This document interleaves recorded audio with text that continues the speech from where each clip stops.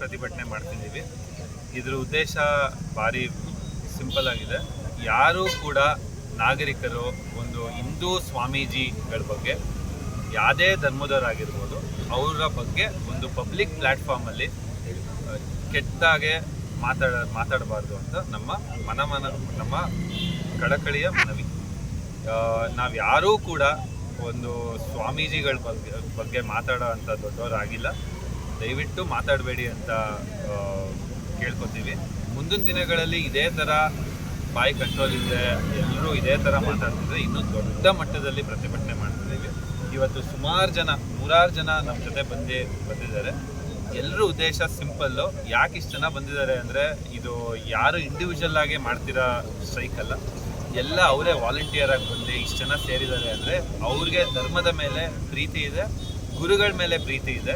ದಯವಿಟ್ಟು ಮತ್ತೊಮ್ಮೆ ನಾವು ಕೇಳ್ಕೊಳ್ಳೋದು ಎಲ್ಲರೂ ಪರವಾಗಿ ನಾವು ಕೇಳ್ಕೊಳ್ಳೋದು ಏನಂದರೆ ದಯವಿಟ್ಟು ಸ್ವಾಮೀಜಿಗಳ ಬಗ್ಗೆ ಯಾವುದೇ ಧರ್ಮದವರಾಗಿರ್ಬೋದು. ಬಿಕಾಸ್ ನಮ್ಮ ಗುರುಗಳು ಇವತ್ತು ನಮ್ಮ ಹೆಮ್ಮೆ, ನಮ್ಮ ದೇಶ, ನಮ್ಮ ನಾಡು ಇವತ್ತು ಇಷ್ಟು ಚೆನ್ನಾಗಿರೋದಕ್ಕೆ ಕಾರಣ ನಮ್ಮ ಗುರುಗಳು. ಅದಲ್ಲದೆ ಒಂದು ಪೀಠದಲ್ಲಿ ಅವರು ಗುರುಗಳಾಗಿ ಅಲ್ಲಿ ಕೂತಿದ್ದಾರೆ ಅಂದರೆ ಅದು ದೈವ ಬಲ ಇಲ್ಲದೆ ಅದು ಆಗಕ್ಕೆ ಸಾಧ್ಯ ಇಲ್ಲ.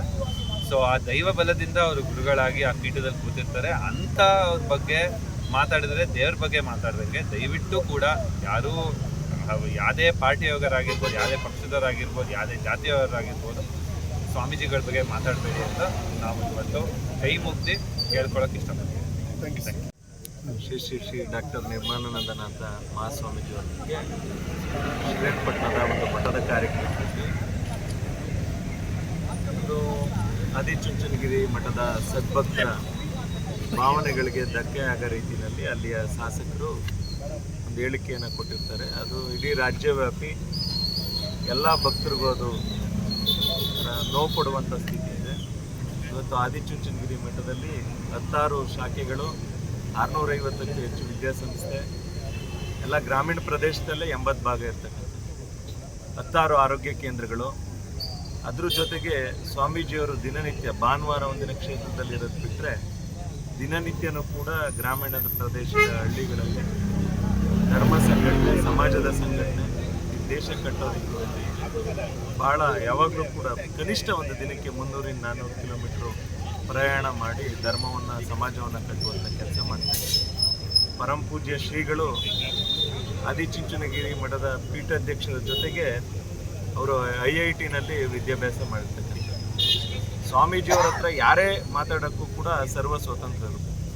ಆ ಥರ ಯಾವುದೇ ಥರ ಅಭಿಪ್ರಾಯ ಇದ್ದರೆ ಅವ್ರನ್ನ ವೈಯಕ್ತಿಕವಾಗಿ ಭೇಟಿಯಾಗಿ ಏನೇ ವಿಚಾರಗಳಿದ್ರೂ ಅದನ್ನು ಮಾತನಾಡ್ಬೋದಾಗಿತ್ತು. ಆದರೆ ಸಮಾಜದ ಮಧ್ಯೆ ಮಠದ ಕಾರ್ಯಕ್ರಮದಲ್ಲೇ ಮಾತಾಡೋದ ಹಿಂದಿನ ಉದ್ದೇಶ ಆ ಶಾಸಕರ ಪಕ್ಷ ಇದೆಯಾ, ಇಲ್ಲ ಯಾರೋ ನಾಯಕರ ಕೈವಾಡ ಇದೆಯಾ, ಇಲ್ಲ ಅವರ ಮನಸ್ಥಿತಿ ಏನಿದೆ ಅನ್ನುವಂಥದ್ದು ಇಡೀ ರಾಜ್ಯವ್ಯಾಪಿ ಚರ್ಚೆ ಆಗ್ತಾಯಿದೆ. ಇವತ್ತು ಮೈಸೂರಿನಲ್ಲಿ ಸೇವ್ ಟೆಂಪಲ್ಸ್ ಅವರ ಶೀರ್ಷಿಕೆಯಡಿ ಆ ಒಂದು ವ್ಯವಸ್ಥಾಪಕರ ನೇತೃತ್ವದಲ್ಲಿ ಇವತ್ತು 100 ಜನ ಇಲ್ಲಿ ಬಂದು ಸೇರಿದ್ದಾರೆ. ನಾನು ಕೂಡ ಮೌನ ಪ್ರತಿಭಟನೆಯಲ್ಲಿ ಭಾಗವಹಿಸಿದ್ದೇನೆ. ಇಷ್ಟೊಂದು ಸಂಖ್ಯೆಯಲ್ಲಿ ಸೇರಿರೋದು ನೋಡಿದ್ರೆ ಈಗ ಅವ್ರ ಬುದ್ಧಿ ಕತ್ಕೊಳ್ಳಿಲ್ಲ. ಸಾವಿರಾರು ಜನ, ಲಕ್ಷಾಂತರ ಜನ ಪ್ರತಿಭಟನೆಯನ್ನು ಮಾಡಬೇಕಾಗ್ತದೆ. ಯಾವತ್ತೂ ಕೂಡ ಸರ್ಕಾರಗಳು ಮಠಮಾನ್ಯಗಳಿಗೆ ಗೌರವ ಕೊಡೋ ರೀತಿಯಲ್ಲಿ ನಡ್ಕೋಬೇಕು.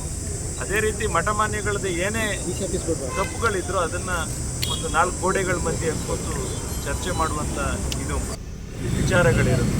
ಹಿಂದೆ ಬಾಲಗಂಗಾಧರನಾಥ ಸ್ವಾಮೀಜಿಯವರು ಪರಮ ಪೂಜ್ಯ ನಿರ್ಮಲಾನಂದ ಮಹಾಸ್ವಾಮೀಜಿಯವ್ರನ್ನ ನೇಮಕ ಮಾಡಬೇಕಾದ್ರೆ ಈ ಮಠವನ್ನು ಇನ್ನೆಷ್ಟು ಮಟ್ಟಕ್ಕೆ ಅವರು ತಗೊಂಡೋಗ್ತಾರೆ ಅನ್ನುವಂಥ ದೂರದೃಷ್ಟಿ ಇಟ್ಕೊಂಡು ಪರಮ ಪೂಜ್ಯ ನಿರ್ಮಲಾನಂದ ಸ್ವಾಮೀಜಿಯವ್ರನ್ನ ನೇಮಕ ಮಾಡಿದ್ದು ಅವರು ಪಟ್ಟಾಭಿಷೇಕ ಆದ 13 ವರ್ಷಗಳಲ್ಲಿ ಈ ಮಠವನ್ನು ಇಡೀ ಪ್ರಪಂಚ ತಿರುಗಿ ನೋಡೋ ರೀತಿಯಲ್ಲಿ ಪರಮ ಪೂಜ್ಯ ಪ್ರಧಾನಿಗಳು, ಗೃಹ ಸಚಿವರುಗಳು, ಮಾಜಿ ರಾಷ್ಟ್ರಪತಿಗಳಾದಂಥ ಅಬ್ದುಲ್ ಕಲಾಂರು ಮೆಚ್ಚುಗೆ ಪಡೋ ರೀತಿಯಲ್ಲಿ ಇಡೀ ದೇಶದ ಎಲ್ಲ ಪ್ರಖ್ಯಾತ ಮಠಾಧೀಶರು ಮಠಕ್ಕೆ ಬಂದು ಇವರ ಸಂಪರ್ಕ ಇಟ್ಕೋ ನಿಟ್ಟಿನಲ್ಲಿ ಅವರು ಮಾದರಿಯಾಗಿ ಕೆಲಸವನ್ನು ಮಾಡ್ತಾಯಿದ್ದಾರೆ.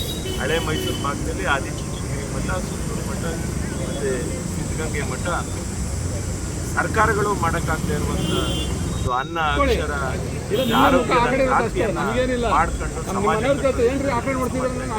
ಯಾವುದೇ ಮಠಾಧೀಶಗಳಿಗೆ, ಧರ್ಮಗುರುಗಳಿಗೆ ಮುಗ್ಧರ ಆಗೋ ರೀತಿಯಲ್ಲಿ ಜನಪ್ರತಿನಿಧಿಗಳಾದವರು, ಇದು ಕಾಗವರು, ಎಲ್ಲ ಸಮಾಜದ ಮುಖಂಡರುಗಳು ಭಾಳ ಎಚ್ಚರಿಕೆಯಿಂದ ನಡವಳಿಕೆಯನ್ನು ನಡೆಸ್ಕೋಬೇಕು ಅಂತ ನಾನು ಈ ಮೂಲಕ